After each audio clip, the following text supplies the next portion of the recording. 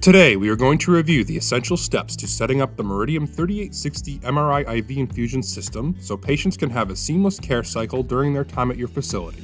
This video will focus on powering on the pump, powering on the wireless remote, and connecting the system to a power supply and proper charging for later use. Additionally, we will provide step-by-step instructions on connecting the system to the proper comm channels and how to properly attach the sidecar to the pump for additional IV infusions.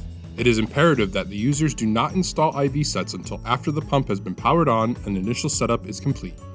The MRidium 3860 IV infusion pump's layout includes the power on button, the power off button, the menu button, the enter button, the up and down arrow buttons, the numeric keypad, the cancel button, the alarm silence button, the 6 soft keys for the pump's programming, and finally the start-stop infusion buttons for channel A and channel B. The 3865 wireless remote and the 3860 IV infusion pump's layouts are identical. Additionally, the user will see the pump screen, the door handle and the button for channel A, and when the sidecar is attached, for channel B. When the pump's door is open and the pump's chamber is exposed, the user will see the alignment disc port, the peristaltic rollers, the lower port, and finally, the bubble detector. The MRidium 3860 IV infusion pump's display changes based on the functions being performed. On the basic running screen, the user will see the battery charge, the wireless signal indicator, the AC power indicator when the pump is plugged in, and the pump's clock.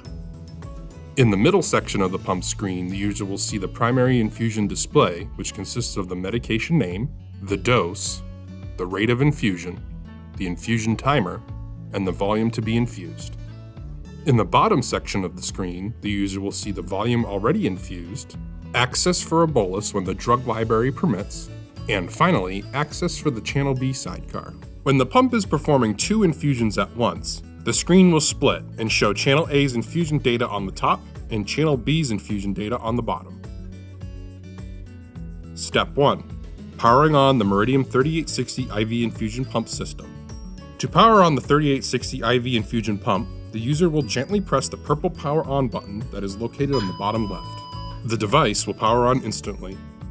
To power on the control room's wireless remote, the user will gently press the purple power on button that is located on the bottom left. The wireless remote will then power on. The wireless remote's display is identical to that of the IV infusion pump. Step 2. Ensuring proper comm channel connections.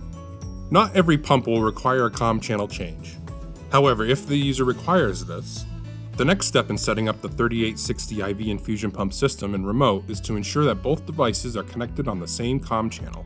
There are 6 unique comm channels for the 3860 system to utilize. To select the appropriate comm channel on the 3860 pump, the user will gently press the menu button, press the soft key adjacent to next menu, press the soft key adjacent to set comm channel, and finally, press the soft key adjacent to the desired comm channel. The user will then press the enter button to finalize the change. The user will again press the enter button to return to the pump's main screen. Make a note of the channel selected as this will be used to synchronize the 3865 remote. Be sure to select the desired channel within 5 seconds or the pump will revert back to the previous screen. Additionally, if no selections are made in a 30-second period, the pump will revert back to the main screen.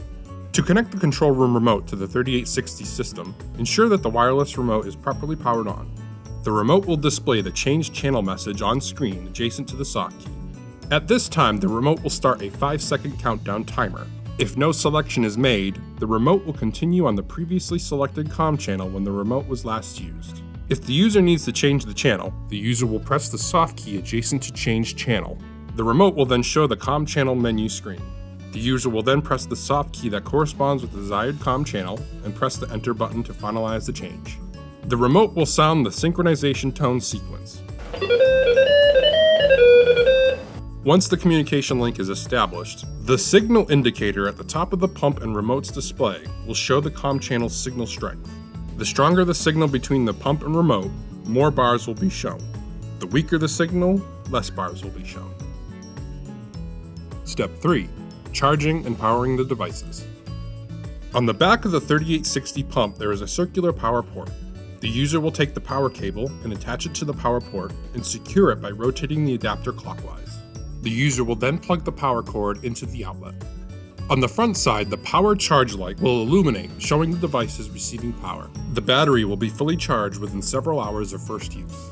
Each 3860 IV infusion pump system includes batteries when fully charged last up to 8 hours with typical use. If operating the system on battery power, the user must ensure to insert a fully charged battery into the device before turning it on. To insert the 3860 IV infusion pump's battery, line up the battery on the slot on the reverse side. Push in to secure the battery. When the user hears a click, the battery is locked in place. Additionally, the control room's remote has a built-in dock where additional batteries may be charged. Step 4. Securing the channel B sidecar to the pump for dual infusions. When a patient's treatment requires multiple medications, the MRidium 3860 IV infusion pump can have a sidecar attached to the left side. To do this, the user will line up the sidecar to the connection port on the reverse side of the pump and secure it using the sidecar's thumb screws. Tighten the upper and lower screws until secured, and be sure not to over-tighten. The user should ensure the 3860 pump is powered off before connecting the sidecar.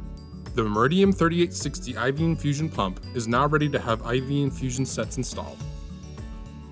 For more information, visit www.IRadimed.com. For technical support, please call 407-677-8022.